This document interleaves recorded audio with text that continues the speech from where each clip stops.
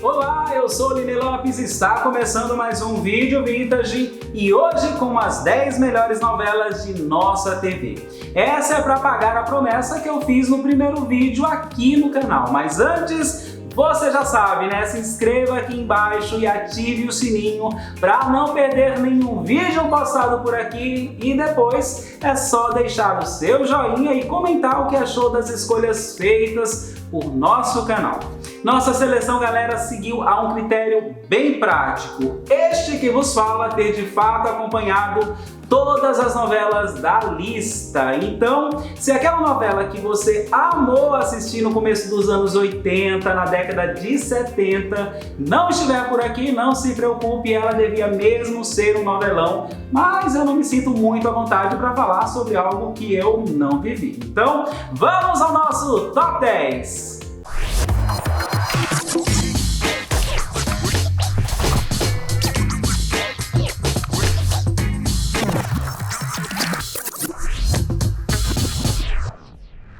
Ela mexeu e muito com a imaginação de muita gente, deve até ter inspirado os filmes Entrevista com o Vampiro e a saga Crepúsculo. Tá bom, também não foi bem assim, mas que ela tem um lugar especial em nossos corações e pescoços, isso tem. Em 10º lugar, Vamp.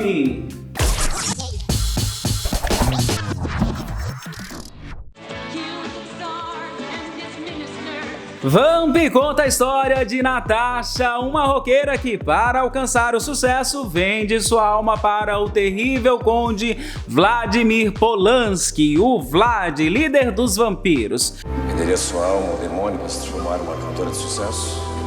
Pra que você tá afim de gozar com a minha cara? A protagonista, porém, se arrepende do trato e parte para a Armação dos Anjos, cidade fictícia do litoral carioca, em busca de uma solução. Lá, a Cruz de São Sebastião, manejada por um homem bom, justo e íntegro chamado Rocha, que vem a ser nesta vida o Capitão Jonas, é capaz de destruir Vlad e livrá-la da maldição.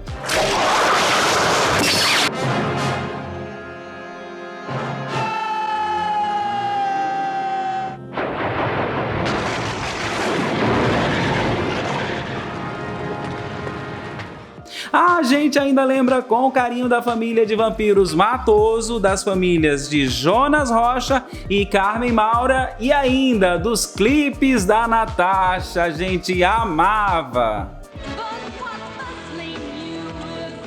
Ela foi, sem sombra de dúvidas, um marco na teledramaturgia brasileira, nossa 9ª posição, Pantanal.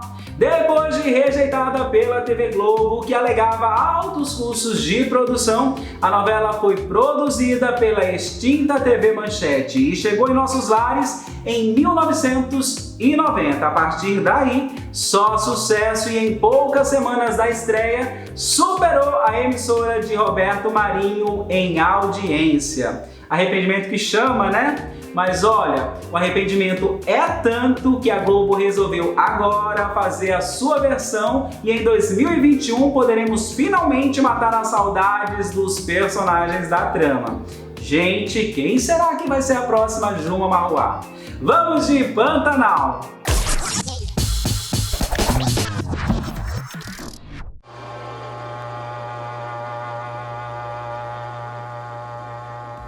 José Leôncio, o peão de comitiva que se torna um dos maiores criadores de gado do Brasil, se apaixona e casa com a carioca Madeleine, com quem tem um filho. A garota, porém, criada no luxo da alta sociedade do Rio de Janeiro, não se acostuma com a vida no Pantanal e retorna ao Rio, levando consigo o filho Joventino. O tempo passa e o garoto, já homem, após descobrir a existência do pai, resolve procurá-lo, mas também ele não se entende com o pai e não se adapta à vida local. O senhor idealizou um filho peão, pro pai peão que o senhor é. Só que eu não sou nada disso, certo? O filho peão o senhor já tem aqui, que é o Tadeu. O senhor não precisa de ninguém mais que saiba lidar melhor com os bois do que ele. Contudo, uma menina pantaneira consegue fisgar o coração do rapaz e passam a viver um grande amor. Estou falando, é claro, de Juma Marruar, a Mulher Onça. A partir daí, entre idas e vindas ao Rio de Janeiro, vamos conhecendo e nos apaixonando cada vez mais pelo amor dos dois e por todos os mistérios e encantos que o Pantanal tem para mostrar.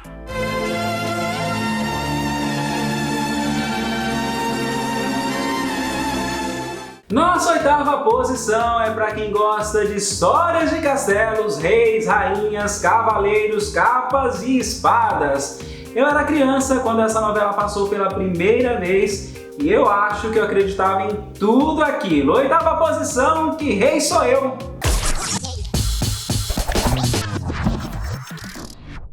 Ambientada em Avilã, um fictício reino europeu, Que Rei Sou Eu traz a disputa por seu trono.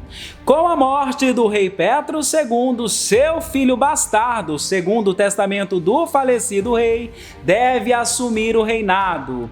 Saibam todos que em 1761, Maria Fromet teve um filho homem. Mas, a partir de um plano arquitetado pelo feiticeiro do condado Ravengar, a coroa é entregue ao mendigo Pichot, como se esse fosse o verdadeiro filho de Petro II.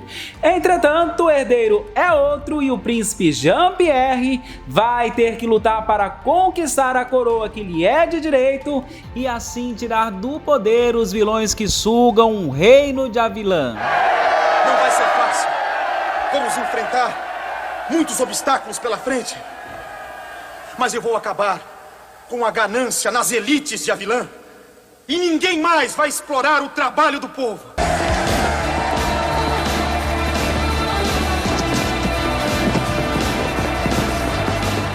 Nossa próxima novela está na lista das mais assistidas de todos os tempos. O sucesso, inspirado em uma das obras de Jorge Amado, cativou o público com seu humor irreverente e personagens marcantes. Sétima posição, Tieta. Livremente inspirada na obra Tieta do Agreste de Jorge Amado, a adaptação fez o mundo conhecer a cidadezinha fictícia Santana do Agreste e seus moradores, entre eles a protagonista que dá nome à produção, Tieta.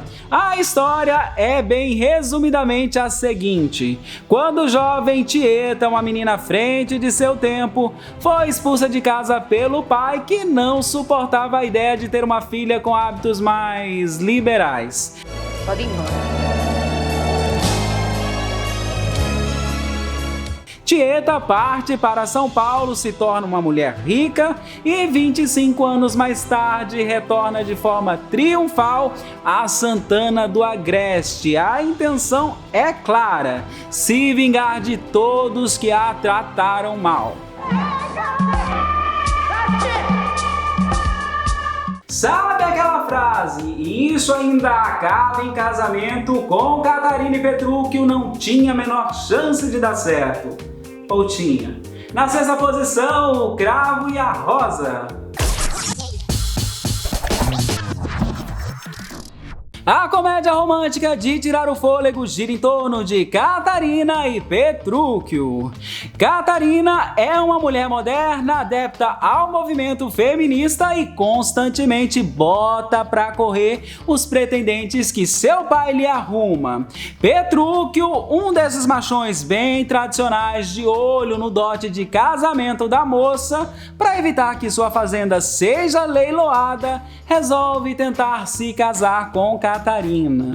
Pra quê? Uma confusão atrás da outra, mas briga vai, briga vem e Catarina e Petrúquio acabam se apaixonando, mas não dão o braço a torcer, gerando cenas engraçadíssimas, mas no fim, pra alegria geral da nação, final feliz. Mas que é isso? Está me sufocando! Eu vou sufocar ainda mais.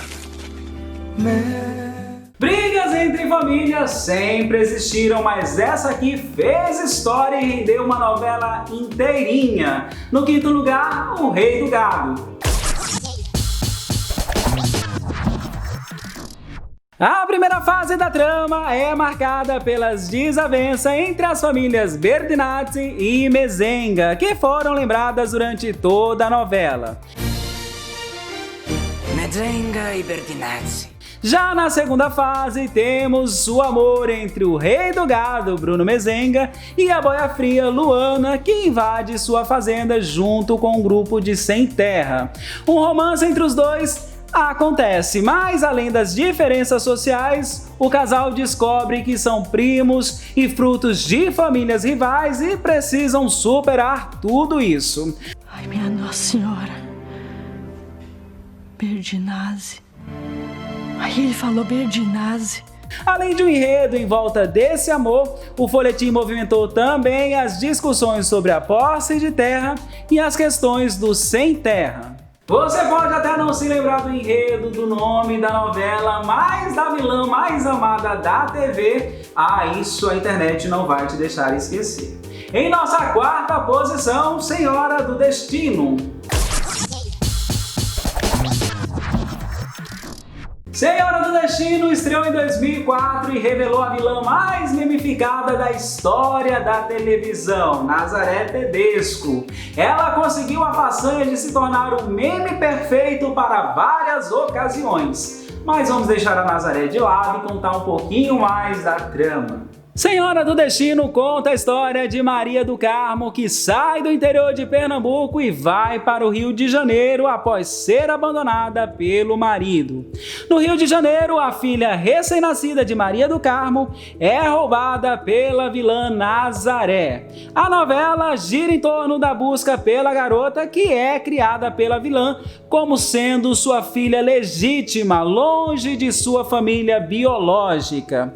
A trama dá muitas voltas e acaba tendo um final feliz. A história de Maria do Carmo ainda inclui um desfile de escola de samba em sua homenagem, que ao longo da história se tornou uma grande empresária do ramo da construção. Depois dessa, vamos ao pódio, mas antes, se você chegou até aqui é porque está gostando. Então, se quiser ver mais vídeos como esse, ser notificado em primeira mão, sempre que a gente postar algo novo por aqui, é só se inscrever aqui embaixo e ativar o sininho. Agora sim, vamos à nossa terceira posição. Em nosso pódio, uma novela que rendeu muita audiência à Rede Globo de televisão e colocou o espiritismo em evidência. Terceiro lugar, medalha de bronze para A Viagem. A novela é um remake da produção homônima da TV Tupi e colocou a questão da vida após a morte como tema central da trama. No enredo, Alexandre, condenado à prisão após cometer crime de assassinato, se suicida. E após sua morte, seu espírito vaga entre os vivos, buscando se vingar daqueles que considera responsáveis por sua situação. Seu irmão Raul, o cunhado Theo e o advogado Otávio Jordão, que não só não quis defendê-lo, como se tornou advogado de acusação. Com isso, os três passam a enfrentar maus bocados, como é o caso de Otávio, que se torna o amor da vida de Diná, irmã de Alexandre, e tem um fim trágico, morrendo em um acidente de carro.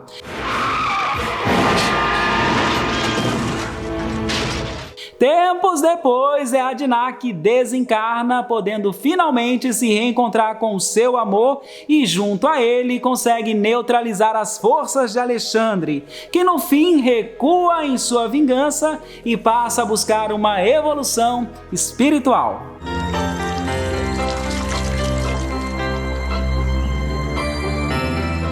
Eu era bem novinho e não consigo ter certeza se lembro da primeira exibição da novela ou de sua reprise, mas o fato é que nossa segunda posição é, sem sombra de dúvidas, uma das melhores novelas de todos os tempos.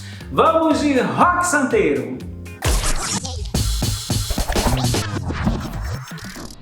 A novela estreou em 1985, 10 anos depois da data prevista.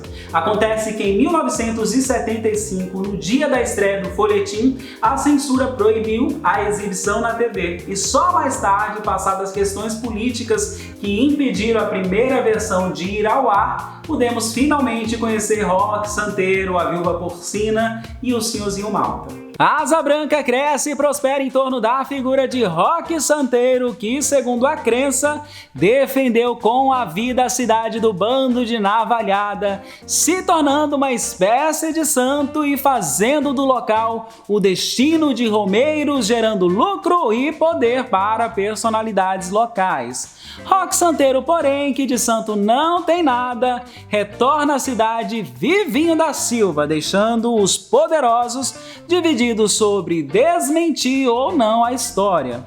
Então, vocês querem que eu diga a ele que deve ir embora porque essa é a vontade de Deus? E não é? O senhor acha que Deus há de querer a destruição de Asa Branca? Roque Santeiro mexeu também com os corações da Viúva Porcina e de Mocinha, seu antigo amor e verdadeira noiva. No desenrolar da trama, depois de muitas tensões, Roque Santeiro acaba deixando a cidade, mantendo vivo o mito criado. O capítulo final revela também a identidade do lobisomem que marcou a novela. Nesse caso, as suspeitas em torno do professor Astromar Junqueira se confirmam e finalmente é posto um fim no mistério.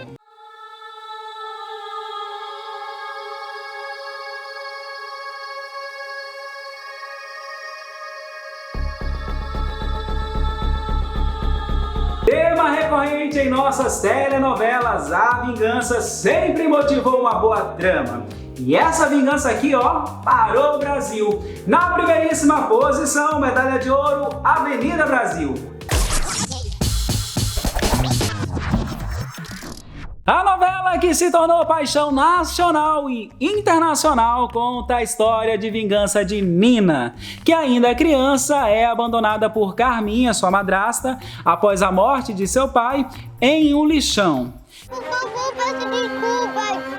Eu juro, por favor. Para, meu filho, para, quieta. Nina, até então Rita, é adotada por um casal de argentinos ricos e se torna chefe de cozinha. Adulta e sem esquecer de seu triste passado, Nina retorna ao Brasil para um acerto de contas com Carminha. De cara, arruma um jeito de trabalhar para a família da vilã, que não a reconhece e, a partir daí, começa a colocar em prática seu plano de vingança. Quando Dufon souber que criou como se fossem dele, aqui na casa dele, com o dinheiro dele, os seus filhos com o Max. Hã? No meio do caminho, Nina reencontra o seu grande amor de infância, Jorginho, e descobre que ele é filho de Carminha, porém, em nada isso muda seu desejo de vingança e depois de muitos apuros e perrengues, consegue finalmente ver a vilã na cadeia. O tempo passa, as coisas mudam e um final surpreendente acontece na novela. Tudo termina em um grande clima de reconciliação e perdão.